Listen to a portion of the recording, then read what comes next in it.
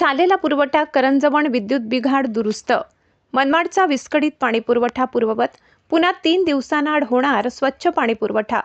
करंजवण पाणीपुरवठा योजनेतील विद्युत पुरवठ्यामध्ये झालेला बिघाड आज सकाळी पूर्णपणे दुरुस्त झाला असून तेथून आता पूर्वीप्रमाणे नियमित पाणीपुरवठा सुरू झालाय. त्यामुळे आज बुधवारपासून मनमाड शहराला 3 दिवसाआड पाणीपुरवठा सुरू होणार असल्याची माहिती नगराध्यक्ष योगेश पाटील व मुख्याधिकारी शेषराव चौधरी यांनी बुधवारी सकाळी दिली. करंजवण प्रकल्पात बिघाड झाल्याने गेल्या आठवड्यात मनमाड शहराचा पाणीपुरवठा विस्कळीत झाला होता. काही भागात 5-6 दिवसांपासून पाणी आलेले नाही. शहरातील काही भागात गढूळ पाणीपुरवठा होत असल्याने नागरिकांची मोठी गैरसोय होत होती.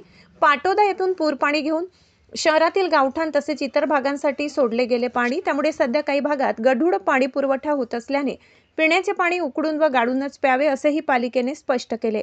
पाणीपुरवठ्याच्या या तात्पुरत्या अडचणीच्या परिस्थितीत नगर परिषद प्रशासनास सहकार्य केल्याबद्दल नगराध्यक्ष योगेश पाटील आणि मुख्याधिकारी शेषराव चौधरी यांनी शहरातील नागरिकांचे आभार मानले आहेत.